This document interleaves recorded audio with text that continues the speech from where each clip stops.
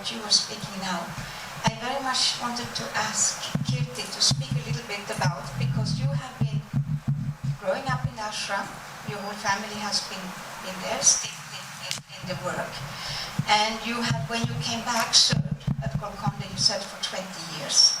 And then the bit that I know about your present work, because I have that WhatsApp coming, no? And I know it's in some year. I'm not living in Pondy, so I don't attend anything. I'm hardly in Auroville either. It's other work. But I see how you work with so many people and at so many levels, and which is very inspirational and aspirational.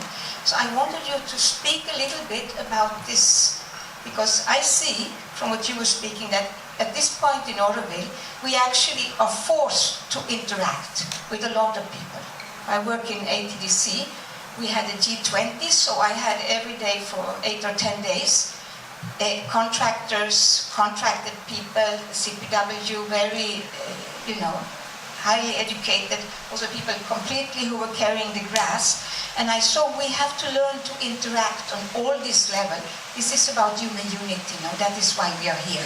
And we are so used to live in a bubble somehow, So I felt when I heard you speaking, and you also, I wanted to speak a bit about how do you see this service, which is, like Narad said, it is with Mother now. It's what she asks us to do. And at the same time, it's also where our gifts and our skills comes in, So can you speak on this? Thank you. So I think we are very fortunate, all of us who get to live in the zone of the earth, in the kind of community of ashram and Auroville, because there is some special kind of force. So in India we have a word called satsang, and this whole element of how do we become conscious at every moment, that's the most difficult thing. Like we get angry, we have desires, we have ego, which is the biggest problem, and things like that. And like Prabir said, it's very important for us to learn to work with people. Even if we all see whatever is in you reflects in your family, in the smaller community, and in the larger kind of group.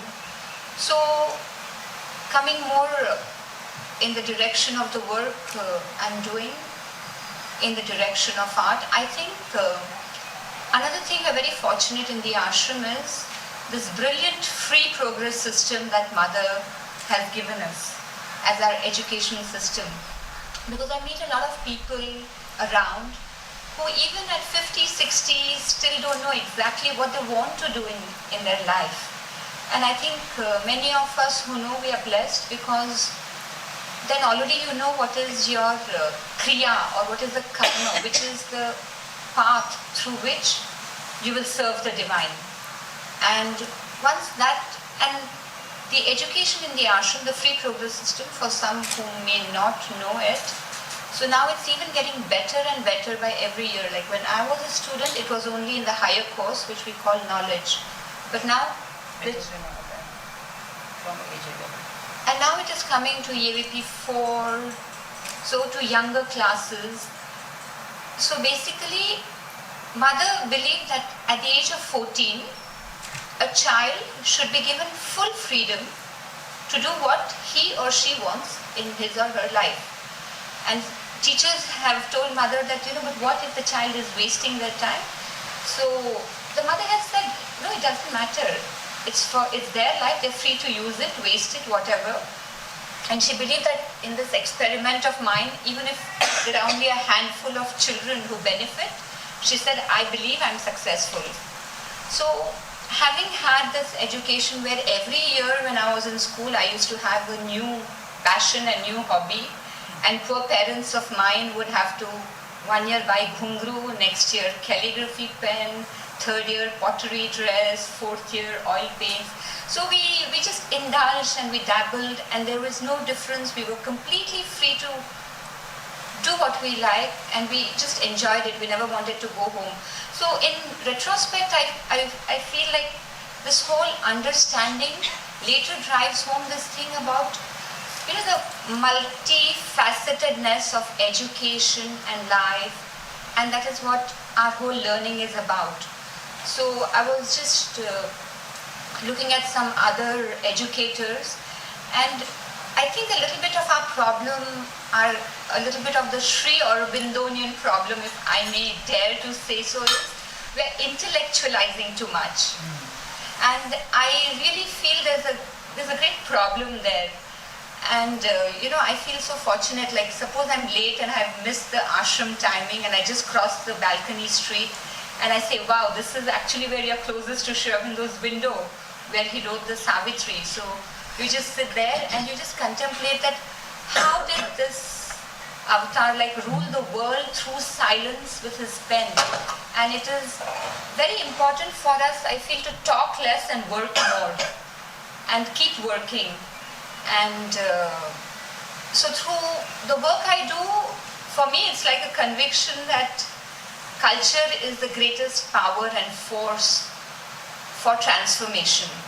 And that's how ancient India was so prosperous, because its whole basis was on culture.